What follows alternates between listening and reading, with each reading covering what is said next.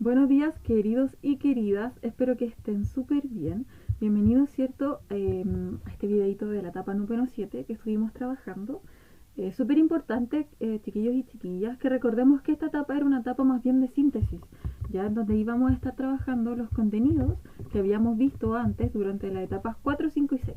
Ya, entonces como objetivos para esta etapa, ¿cierto? Teníamos que ir a repasar los contenidos que ya habíamos visto en estas etapas, ¿cierto? Recordar y definir conceptos como estética, efecto estético, intertextualidad, intención comunicativa, contexto, producción y recepción, que fueron estos temas que fuimos tratando, ¿cierto? A través de nuestras guías pasadas.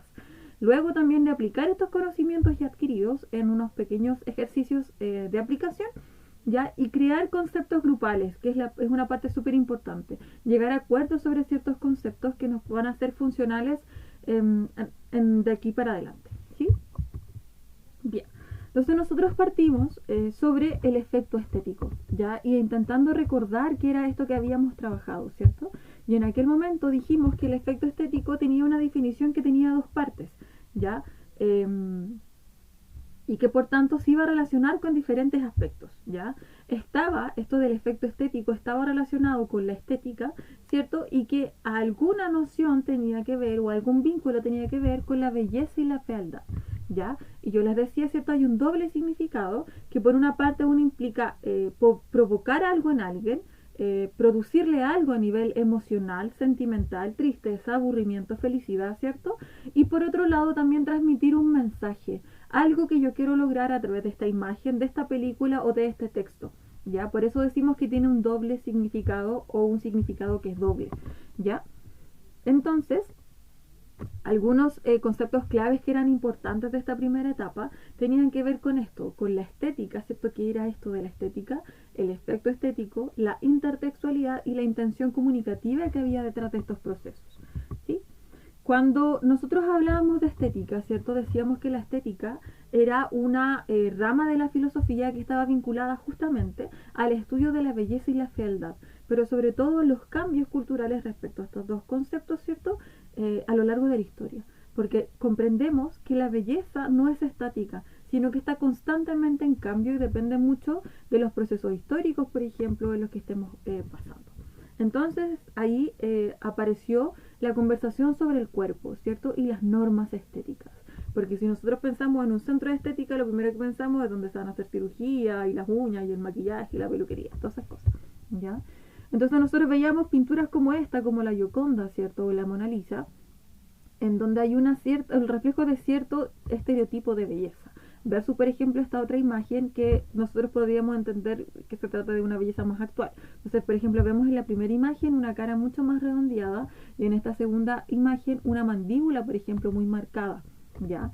Y también hablamos sobre esto que era el body positive, que aparece como una corriente, ¿cierto? En donde empezamos a valorar todos los tipos de cuerpo más allá de que sean bellos según la norma o según el canon, ¿sí? Y lo mismo pasaba, por ejemplo, acá veíamos puras mujeres, pero también pasaban con los hombres, donde este hombre, por ejemplo, representa un tipo de belleza quizás más varonil, recuerdo a nuestras perspectivas de la belleza, ¿cierto? Versus este otro hombre, ¿cierto? Que está aquí en blanco y negro, o esta imagen, ¿cierto? De la escultura griega, ¿cierto? O clásica, ¿sí? Donde las proporciones y lo que importaba relevar en ese tipo de esculturas tenían que ver con qué era lo más importante, ¿ya? El equilibrio entre la mente y el cuerpo, ¿sí? Ese tipo de cosas. ¿Ya? Entonces nosotros decíamos que a través del cuerpo se ejerce un control muy activo. Los cuerpos deben ser así y deben poder decir esto. Ya cómo me visto, cómo me paro, la forma que me comunico, también pueden implicar formas de control. Y si yo suprimo formas que pueden ser alternativas, también puede implicar censura, ¿cierto? Y conversábamos respecto a esto sobre muchas cosas. Entonces decíamos que con el cuerpo nosotros manifestamos y comunicamos muchas cosas. Y por eso también es que puede llegar a ser un orden del control. Y un orden o control sobre nosotros mismos, ¿cierto? Porque van a querer controlar muchas veces los mensajes que queremos comunicar para bien y para mal. ¿Sí? Entonces por eso aparecía esta corriente del body positive y por eso era tan importante, porque venía a relevar y a decirnos todos los cuerpos son correctos, no importa que no participen de ese orden tradicional, sino que todos son correctos y hermosos y hermosas, ¿sí? Bien, y en este sentido entonces era cuando descubríamos que el efecto estético como su nombre lo dice, tiene que ver con estas dos cosas. ¿Qué me produce como efecto? ¿Qué emoción desata en mí? Pero a la vez, ¿qué mensaje también quiere provocarme? Entonces, si vemos una determinada fotografía, por ejemplo, de terror, así como, no sé, de muerte, de masacre, quizás me puede producir rechazo en términos emocionales, pero en términos de mensaje también puede ser una advertencia, es decir, no te metas en esto o ten cuidado con esto otro. ¿Sí? Bien, en ese contexto también, además del el aspecto estético, también revisamos lo que era la intertextualidad, ¿ya? Y llegamos a la conclusión de que intertextualidad, como su nombre lo dice, es la relación que existe entre los textos u obras culturales. ¿Ya? Entonces veíamos diferentes ejemplos, como por ejemplo Shrek, que decíamos que hace una intertextualidad constante con los cuentos de hadas, ¿cierto? Como parodia, pero con los cuentos de hadas, ¿cierto? Veíamos esta serie que es Friends, que es clásica de los 90, con How I Met Your Mother, que es de los 2000 algo, ¿cierto? Que plagia incluso, ahí como en el borde del plagio, pero genera muchas referencias a esta serie, o esta referencia, por ejemplo, que hacen los Simpsons, una mezcla entre los Simpsons y Jurassic Park, y lo mismo ocurre en esta imagen, ¿cierto? De los Simpsons caminando como los Beatles, ¿cierto? Súper. Entonces decíamos que en términos culturales, en primer lugar, teníamos este fenómeno de la intratextualidad y de la intertextualidad. La intratextualidad, dijimos, que se trataba de esa relación que existe entre las obras de un mismo autor. Es decir, si yo como autor tengo varias películas o tengo varias obras y aparecen personajes repetidos, a eso le voy a llamar intratextualidad, porque pertenecen al mismo dominio. Mientras que vamos a hablar de intertextualidad cuando se haga relación o referencia a obras que no son del mismo autor. ¿Sí? Entonces, podíamos reconocer también dos tipos de intertextualidad, una que era más bien cultural y otra que era literaria.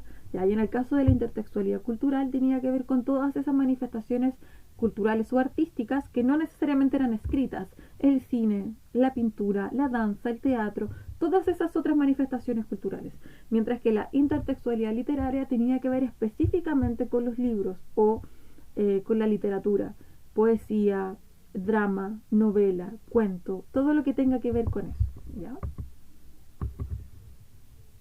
Bien, y en este mismo contexto aparece la figura del plagio o de la copia, ¿cierto? El plagio, la diferencia con la copia es que la copia es el simple hecho de copiar algo, pero el plagio implica un delito, ¿sí? Penado ya a esta altura internacionalmente, ¿cierto? Y hablábamos de esto que pasó con Bad Bunny, ¿cierto? El revuelo que tuvo, ¿cierto? Esta canción que se llama Yo Perreo Sola, ¿cierto? En donde aparece la voz de una mujer, donde se dijo que hubo plagio, que no hubo una colaboración y que todo era muy difuso, ¿cierto? Respecto al plagio, pero al final salió muy bien para el cantante, al parecer sí tenía todos los permisos. Y el plagio entonces es esa copia en donde yo voy a referenciar algo o voy a utilizar de inspiración alguna obra, pero no doy los créditos. Es decir, yo me puedo inspirar mucho en algo, pero si yo no digo a quién le pertenece o si la gente no es capaz de reconocerla, lo que estoy haciendo es robando la autoría y muchas veces derechos de autor y dinero a la persona que tuvo esta idea. ¿Ya? Por eso es tan grave el plagio, porque puede tener muchas consecuencias. ¿Ya? Y todo esto, ¿cierto? El plagio o la intertextualidad y el aspecto estético tienen que ver también con la capacidad de escritura, para entender, ¿cierto? Que cuando yo escribo algo, no solo voy a escribir, sino que tengo diferentes elementos a los que puedo hacer referencia. Por ejemplo, si yo tengo claro cuál es el efecto estético que quiero provocar en mis lectores, voy a saber más o menos qué quiero escribir o a dónde ir a buscar referencias, por ejemplo. ¿Ya? Y la intención comunicativa tiene que ver con eso, qué busco lograr o cuál es el propósito que cada autor o autora tiene al momento de escribir su obra. Y eso es súper importante, ¿cierto? Para nosotros como futuros escritores quizás, pero también como lectores, intentar entender cuál era la intención comunicativa, por qué me están contando esto, ¿cierto? Bien. Y en este contexto también de la escritura aparecen dos palabras o dos conceptos que son súper importantes, que son el contexto de producción y el contexto de recepción. ¿Ya? Ambos sumamente importantes para entender cómo se crea una obra y cómo también se recibe. ¿Ya? Sobre el contexto de producción dijimos que se trataba de ese momento en que la obra era creada, ¿ya? Y que tenía que ver con muchas variantes que se daban en el momento de su escritura, ¿sí? Por ahí, sobre todo los profes de historia dirán, cada obra pertenece a su tiempo, ¿cierto? Porque efectivamente hay muchas variables que están en el mundo, existiendo en el mundo cuando una obra se crea, y que muchas veces pueden ser los posibilitadores o los motivadores de que esa obra efectivamente se cree. Entonces, por ejemplo, ¿qué momento histórico estamos pasando? Modernidad, antigüedad, Edad Media. ¿Qué está pasando a nivel social en el país donde viven los autores? ¿Qué está pasando en términos políticos, culturales? Todo ese tipo de cosas van a afectar a la producción de una obra, ¿ya? Y también, por supuesto, las motivaciones personales. ¿Qué pasa con la experiencia, con la biografía de ese autor? ¿Ya? Entonces, todas esas cositas son variables que tenemos que tener en consideración cuando pensamos en la escritura de una obra, ¿cierto? Una obra, por ejemplo, que se escribe durante la Primera Guerra Mundial va a ser muy distinta quizá a lo que se va a escribir, no sé, pues en este contexto, o que se pudo haber escrito hace 20 años atrás, ya porque hay unas condiciones históricas y unas experiencias de vida que van a ser, pueden ser profundamente diferentes, ¿ya? Y cuando hablamos de contexto de recepción, tiene que ver con el otro proceso, con el proceso de lectura. Y es el momento en que yo tomo esa obra, sea cual sea el momento que fue escrito, y la leo. ¿Sí? Y ahí también hay muchas variables a considerar. ¿Por qué? Porque yo como autor puedo escribir y hacer muchas referencias a muchas cosas, pero si han pasado 40 años desde su escrito, donde yo recién voy a leer, hay muchas referencias que pudieron haberse perdido en el camino, porque yo no soy el escritor. Entonces voy a poner de mi parte y de todas mis variantes para poder entender lo que puedo y lo que quiero de eso que estoy leyendo. ¿Ya? Entonces es un proceso doble, el de producción y el de recepción. ¿Ya? Y en este contexto de recepción decíamos que existían al menos dos tipos de lectores, y estos eran el lector ideal y el lector real, ¿cierto? El lector ideal es ese lector que el escritor se crea en su cabecita, ya es como su público objetivo, entonces él dice, ay, yo todas estas bromas que voy a escribir, esa persona que me está leyendo la va a entender, pero paso por paso y todas las referencias va a saber exactamente de lo que yo estoy hablando, ¿cierto? Es un lector imaginario, a quien yo le voy a dedicar de alguna manera esta obra que estoy escribiendo. Y entiendo que lo va a entender todo, o sea, una persona sequísima, ¿cierto? Versus, ¿cierto?, este lector real, que es esa persona que efectivamente va a leer un libro y lo va a interpretar de la manera en que puede y que quiere, ¿ya? Y ahí no tiene que ver tanto con lo que el escritor hizo, sino con las condiciones del lector, ¿cierto? Entonces ahí lo asociamos mucho más a ese contexto de recepción, ¿ya? Queridos y queridas, entonces esta es nuestra etapa número 7.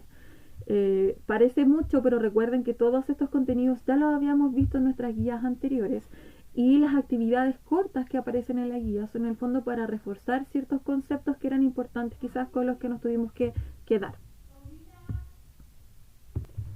Así que eso, queridos y queridas, si hay dudas, si hay consultas, me escriben y yo voy a estar pendiente. Nos vemos.